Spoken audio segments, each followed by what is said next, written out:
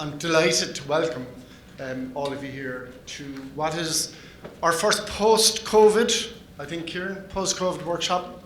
And Conor and Andrea in particular have led the idea of getting everybody together. And you'll hear today, the objective of today is to begin to build a network, to engage, to learn, and all of those things. So I'm thrilled that it's happened. I'm thrilled that you've taken the time. So I thank you for that. We'll thank the speakers as well later, because they've given time and energy into what they want to impart and the knowledge that they want to impart to you. I think for me, just to remind people what Love Irish Food is all about. It's bizarre, it's been here since 2009. A lot of people would think, well, it's only in the last 10 years or whatever, but it's here for quite a long time. And when you look at it as an umbrella group, it's to talk about promoting and showcasing authentic Irish brands. And that's kind of a catchy phrase in one way, but it is about authenticity. It is about brands that are produced here and people's livelihoods are maintained here and supported here. And there's a passion about food and drink that you can see in this room, but that we're really passionate to tell people about. One of the hardest things for a shopper in that short space of time that they have when they're in a shop is to pick out what they should be supporting or how they should be supporting or who they should be supporting. And one of our big objectives, and particularly when you use the logo, is that it makes it easier for shoppers to make an informed view and not be conned by clever marketing or whatever, but to actually sit there and say, well, actually, my hard-earned cash is going in to support an Irish business who every day get up to give employment, to give jobs, and to create a brand that they're really passionate about. So, and I look at loads of markets over my working life, which is long, hence the grey hair. I've seen loads of markets where they lost their food industry. And they're importing loads and loads of food from lots of other markets, and then you're open to the trials of Brexit when people are trying to bring product in here or bring product out. So keeping an indigenous business in Ireland is a really critical piece for us. And that's been the mainstay of Love Irish Food, that we have a strong Irish food and drink industry. And that our vision is all about putting the logo on the pack and making shoppers feel that they can trust in the product that's there. It's interesting, Barra McFeely is going to talk about the activation in Tesco and how we grow our brands in Tesco and the fantastic work that we're doing together.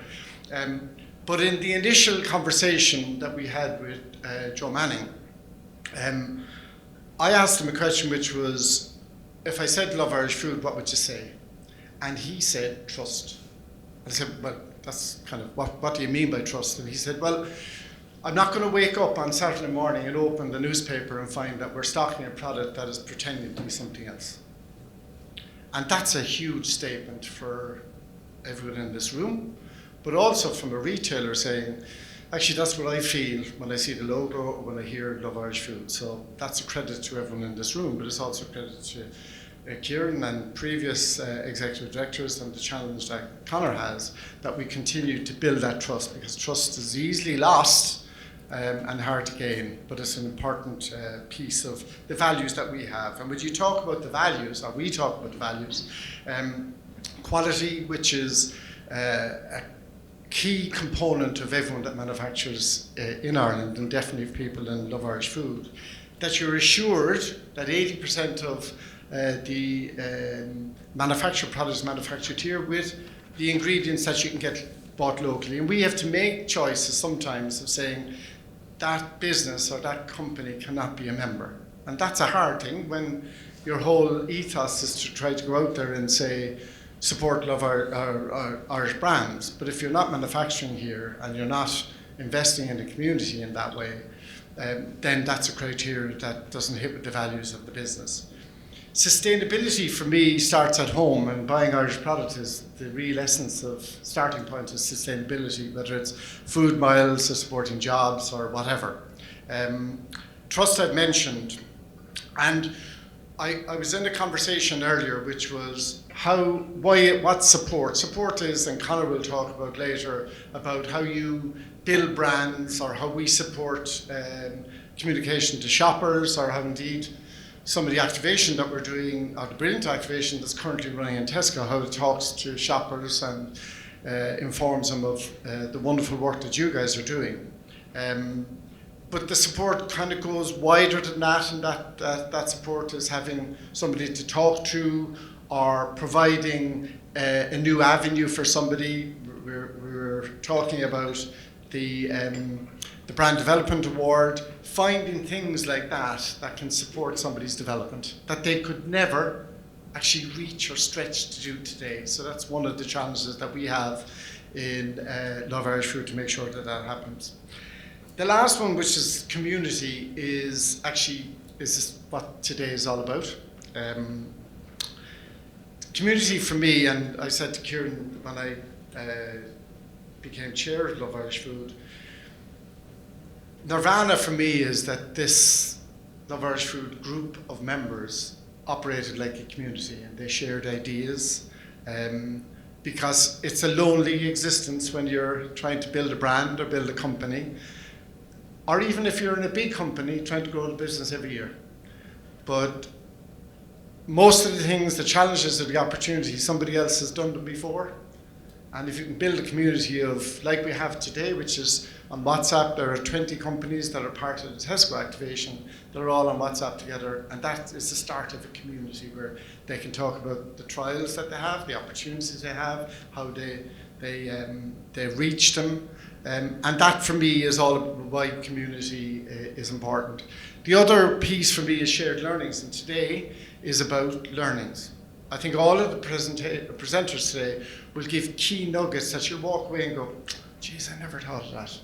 Or more importantly, maybe I'll pick up the phone to them and say, what did you really mean by that? And that's a critical piece of building a network and having support. And that support to each other is not only in finding ways of doing brilliant execution like we're doing in Tesco, or going and doing the brand development board, or going on radio, or doing our outdoor, where we're sharing the cost of the outdoor.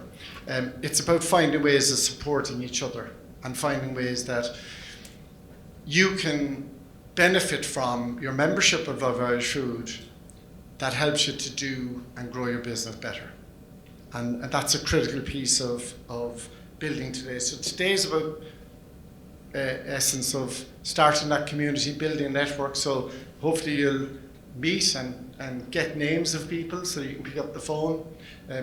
What I would encourage you today, when people are speaking, there'll be plenty of time for questions and answers, or questions, should I say. Ask questions, don't be afraid to, because that might be the biggest learning that either you'll get or someone else in the room will say, never thought of that. So and indeed when we're having lunch, if you have an opportunity to talk to people, to get to know people, that's how the community will work.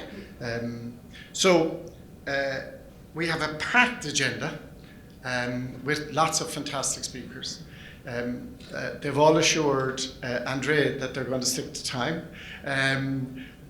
But what's more important is that you take that nugget that comes out of the presentation and actually you sit there and say, that could make a difference to my business.